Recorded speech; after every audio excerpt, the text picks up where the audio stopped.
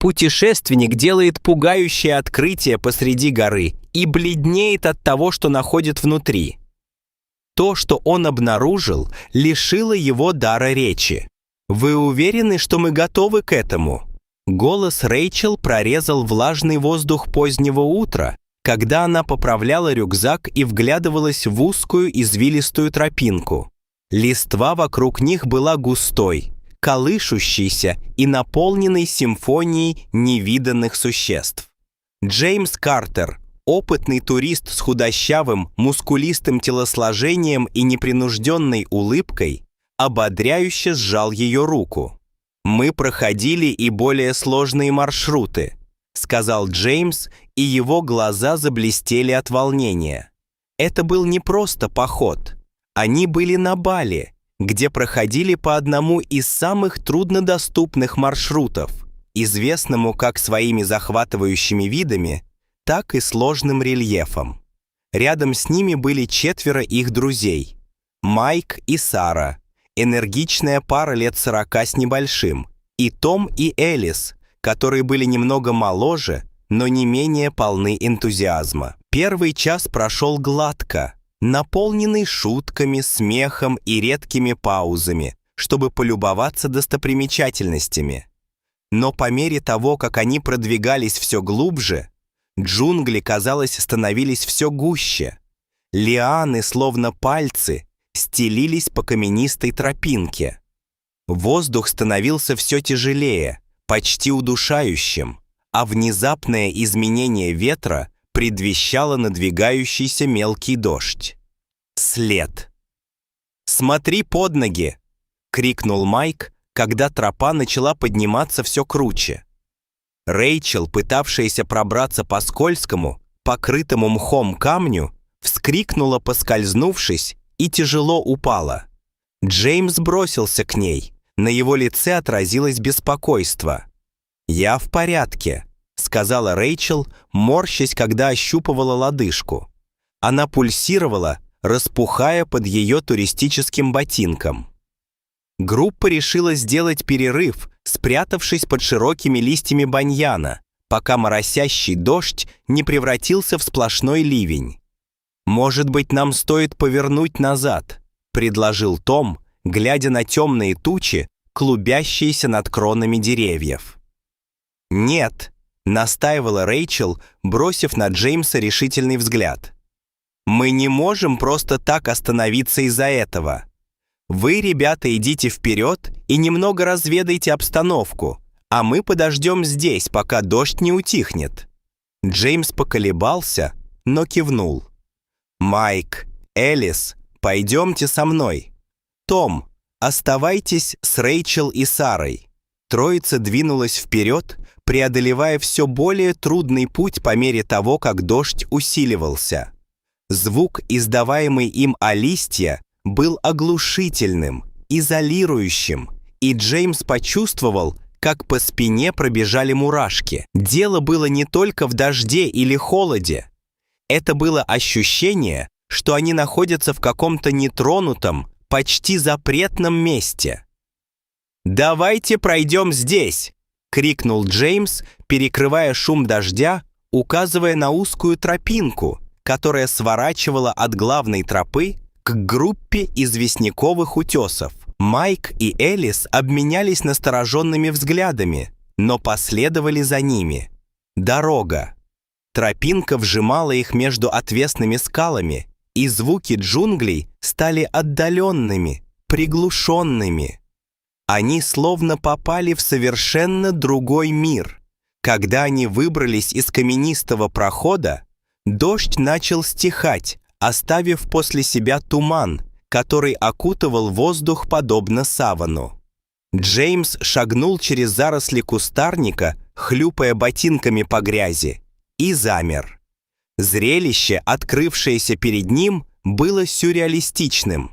Заброшенный Боинг 737, белый корпус которого был покрыт грязью и частично покрыт мхом, стоял посреди чистой поляны, окруженной крутыми, зазубренными утесами. «Боже мой! Элис, ты это видишь?» Голос Майка был едва слышен. Это всего лишь шепот. Элис кивнула, широко раскрыв глаза. Это самолет. Здесь? Самолет выглядел так, словно простоял здесь много лет. Ступеньки взлетно-посадочной полосы все еще были прислонены к главному входу. Ржавые, но целые. На нем не было ни клейма, ни идентификационного номера, ничего, что указывало бы на его происхождение. По одному крылу вились виноградные лозы, а на крыше скапливались листья, создавая причудливый сплав человеческой инженерии и природной мелиорации. Джеймс Майн мчался на перегонки. До него дошли слухи о брошенном Боинге 737 недалеко от шоссе Раянуса-Дуасилатан на Бали, оставленном богатым предпринимателем, который планировал превратить его в ресторан. Но у него закончились средства. Но этого самолета не было ни в карьере, ни на видном месте. Он был спрятан в самом сердце джунглей. «Как он вообще мог сюда попасть?» – подумал Майк. «Скорее для себя, чем для кого-либо еще». Джеймс оглянулся на крутой обрыв, окружавший поляну.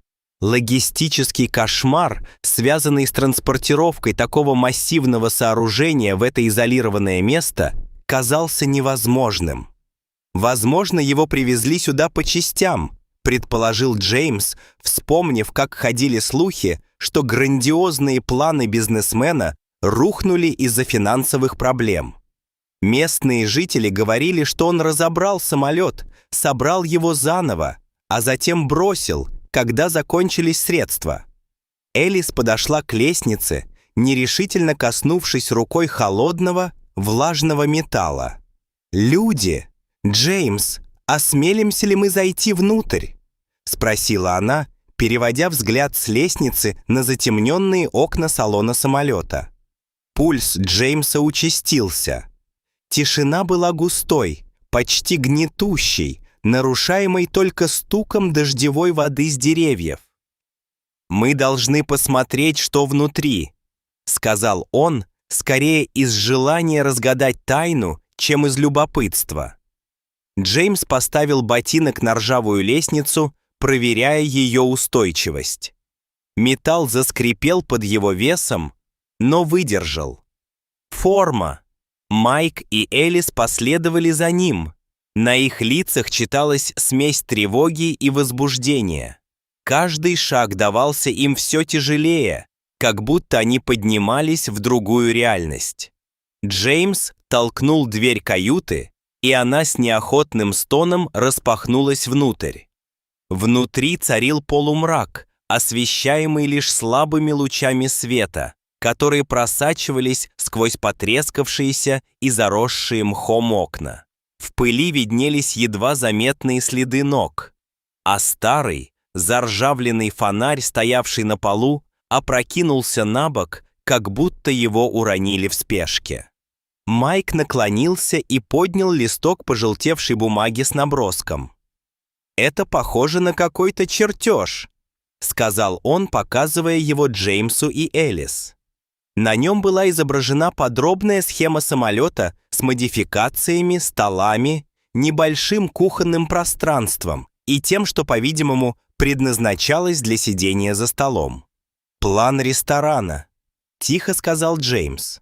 Истории о неудавшемся ресторанном предприятии начали складываться у него в голове. Дрожь пробежала по спине Элис. Итак, слухи оказались правдой.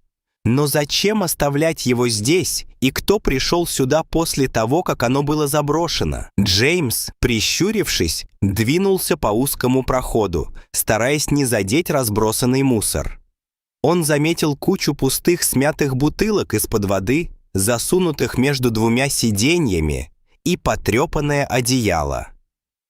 Кто-то использовал это место в качестве убежища, возможно, совсем недавно. Осознание этого заставило покинутый самолет почувствовать себя не артефактом, а скорее секретом, который скрывают те, кто в нем больше всего нуждается. Внезапно отдаленный шорох снаружи заставил их обернуться к двери. Группа тревожно переглянулась. «Может быть, это просто ветер?» — сказал Майк, но напряжение в его голосе было безошибочным. Джеймс полез в рюкзак и достал маленький фонарик, который всегда носил с собой.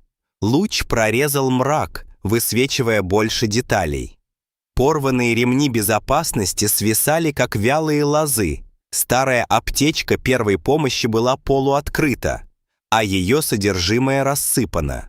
Джеймс остановился, когда луч фонарика упал на блокнот в кожаном переплете, зажатый между двумя сиденьями. Он потянулся за книгой, проведя пальцами по потрескавшемуся корешку. «Взгляните на это», — сказал он, показывая ее Элис и Майку.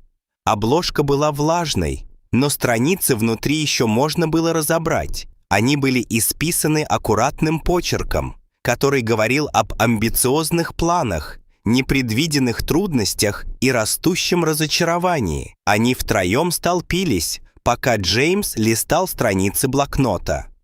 Почерк принадлежал кому-то по имени Дэниел, предположительно, богатому предпринимателю, который стоял за амбициозным проектом ресторана.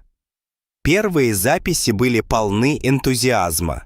Зарисовки сервировки стола, списки экзотических блюд и технические замечания о том, как доставить самолет на Бали и собрать его заново в отдаленном месте. Но по мере того, как Джеймс переворачивал страницы, тональность письма менялась. Записи становились короче, злее и неистовее. Октябрь 2000. Деньги на исходе. Инвесторы отступают. Местные жители мне не доверяют. Они говорят, что проект потревожил что-то древнее. Суеверие. Ноябрь 2000-х. Я не могу этого сделать.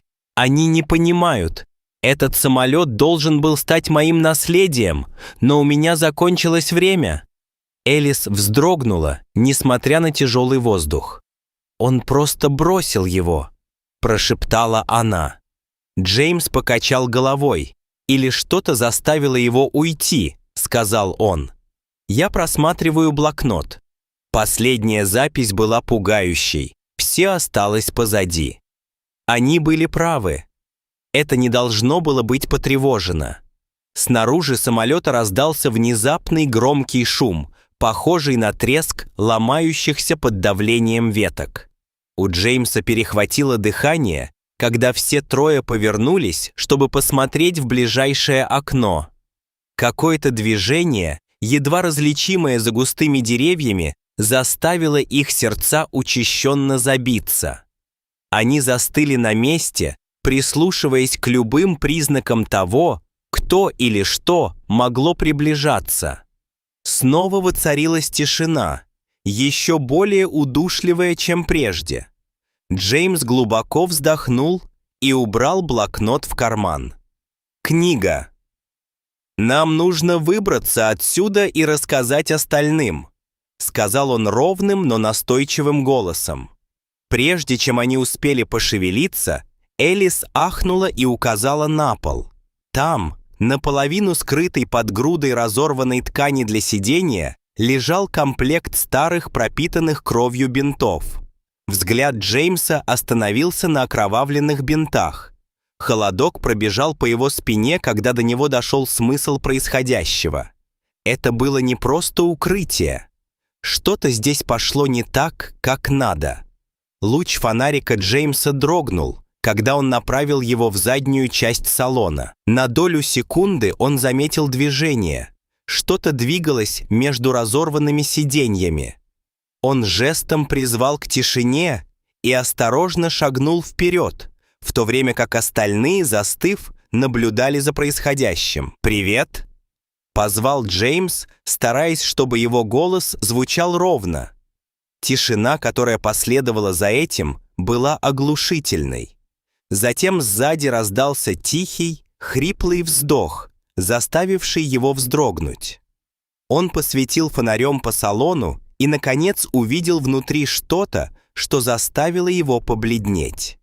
Из темных рядов вышел худой, растрепанный мужчина с запавшими глазами и спутанной бородой. Его одежда была грязной, рваной и едва держалась на его изможденном теле. «Помогите!» Голос был слабым, почти надломленным, как будто он не использовался месяцами. Пульс Джеймса участился, но он заставил себя сохранять спокойствие. Ему. Мужчина, шатаясь, шагнул вперед, широко раскрыв глаза от облегчения и страха. Майк первым нарушил ошеломленное молчание. «Какого черта? Кто ты?» Мужчина сглотнул, его кадык резко дернулся. «Его зовут Дэниел», — прохрипел он. «Дэниел М.» Осознание этого обрушилось на них, как приливная волна. Это был человек из записной книжки, предприниматель, который организовал перемещение самолета и последующую трансформацию. Джеймс подошел ближе, обеспокоенный, преодолевая свой первоначальный шок. «Дэниел, что здесь произошло?» — спросил он, пытаясь разобраться в происходящем. Взгляд Дэниела метнулся к окровавленным бинтам на блокноте, который Джеймс все еще сжимал в руке. Его голос понизился до дрожащего шепота. «Они велели мне уйти, сказали, что я нарушил то, чего не должен был. Я не послушался. А потом было уже слишком поздно. Мне некуда было идти. Никто мне не поверил. Они сказали, что джунгли вернут то, что я украл». Прежде чем Джеймс успел расспросить о подробностях, колени Дэниела подогнулись. Майк и Джеймс бросились к нему, чтобы подхватить и опустить на пол, когда его тело обмякло от усталости. Шок от того, что Дэниел был жив, хотя и едва держался на ногах, заставил группу пошатнуться. Они сработали быстро, воспользовавшись аптечкой первой помощи, чтобы убрать все, что могли, и предложив ему воду и закуски, которые у них остались. Рэйчел и остальные члены группы наконец появились у подножия лестницы, и выражение их лиц сменилось с беспокойства на откровенное недоверие, когда они увидели мужчину в каюте. Рэйчел ахнула, прижав руки к рту. «Кто это?» Джеймс встретился с ней взглядом. Тяжесть открытия давила на него.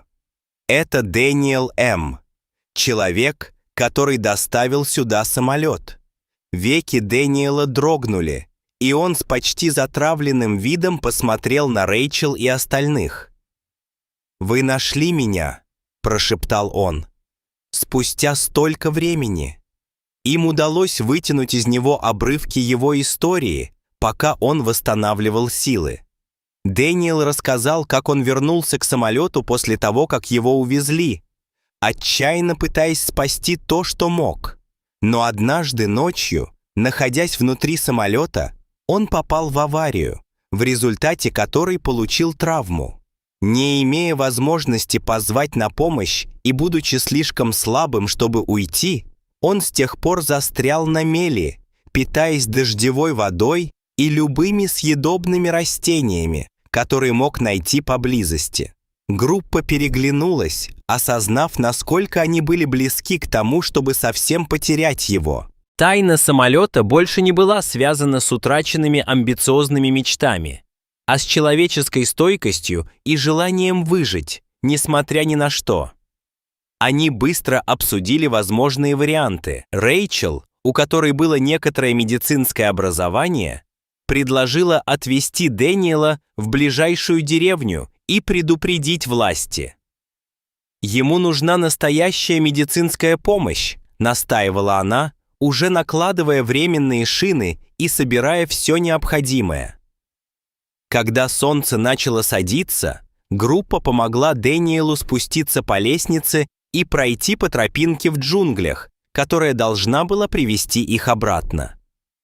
Джеймс бросил последний взгляд на самолет, и странная глава его истории завершилась неожиданным поворотом.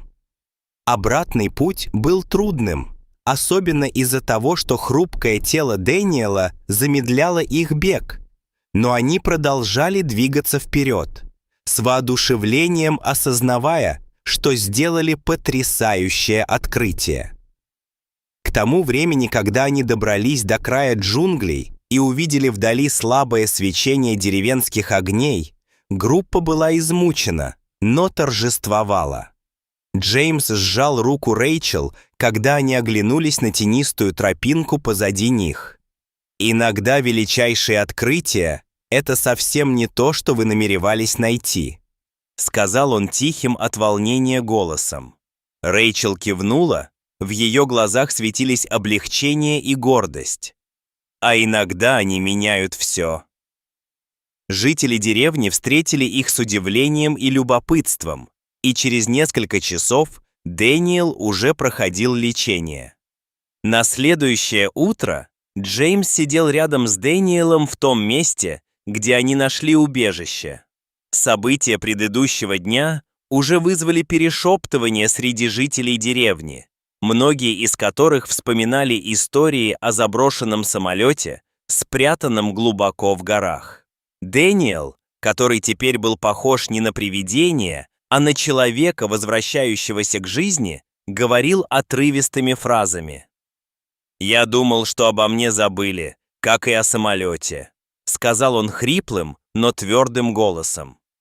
Но это не единственное привидение на Бали. Джеймс внимательно слушал, как Дэниел рассказывал о том, что ему было известно. Как ни странно, был еще один брошенный Boeing 737, припаркованный на самом видном месте рядом с магазином Dunkin' Donuts в оживленной части Бали. Дэниел объяснил, что ресторан находится здесь с 2007 года.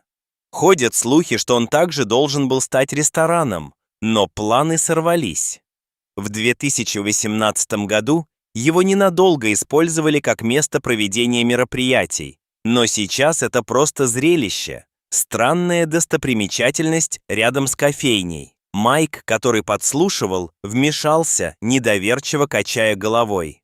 «Я помню, что видел это, когда мы проезжали мимо в прошлом году. Крыло буквально прислонено к зданию. А еще на пляже Янь-Ян стоит этот самолет», добавил Дэниел, глядя вдаль, словно представляя его себе. Феликс Демьен купил этот самолет. Он спас его от продажи в качестве металлолома и втащил на скалу. Говорят, что после пандемии он хотел возродить туризм и превратить это место в место, где люди могли бы остаться на ночь. Но местные жители опасались, что это разрушит естественную красоту побережья. Рэйчел, стоявшая неподалеку, кивнула, уловив странную общую мысль. Похоже, что эти самолеты – символы больших мечтаний, смелых попыток и незаконченных историй. Дэниел слабо улыбнулся. Точно. Каждая из них олицетворяет честолюбие. Мое было похоронено глубже всех. Джеймс почувствовал, что до него дошла серьезность слов Дэниела. Обнаруженный ими самолет был не просто изолированной аномалией. Это было частью более широкого, почти поэтического повествования, пронизавшего ландшафт Бали. Позже, в тот же день, группа помогла Дэниелу подготовиться к поездке в более крупный город, где он мог получить надлежащий уход и поделиться своей историей с властями. Пока они собирали вещи, к Джеймсу подошел старейшина деревни с широко раскрытыми глазами, в которых читалось понимание. «Вы нашли одну историю, но остались другие. Помните, джунгли скрывают больше, чем показывают». Джеймс кивнул, чувствуя, как в нем расцветает чувство ответственности. Слова старейшины подтвердили то, что он уже чувствовал. Их открытие было не просто замечательной находкой, но и напоминанием о том, что в мире все еще есть секреты, которые ждут тех, кто достаточно смел, чтобы раскрыть их. Когда Дэниел благополучно добрался до города, а его история начала распространяться среди местных гидов и представителей власти, Джеймс и вся группа в последний раз собрались на опушке леса. «Что нам теперь делать?» — спросила Рэйчел, глядя на него снизу вверх с улыбкой, в которой читалось удивление. Джеймс глубоко вздохнул. «Мы рассказываем миру о том, что нашли. Не только о Дэниеле и этом самолете, но и об историях, которые стоят за каждым заброшенным предприятием. Возможно, они напоминают не только о неудачах, но и о смелости мечтать о большем». Когда группа отправилась в обратный путь, поляна, на которой стоял самолет, казалось, наполнилась новым смыслом. Вы когда-нибудь задумывались, какие секреты могут скрывать горы? Что бы вы сделали, если бы обнаружили что-то по-настоящему неожиданное во время своего похода? Спасибо за просмотр этого видео. Обязательно подпишитесь и нажмите на колокольчик, чтобы не пропустить наше следующее захватывающее приключение.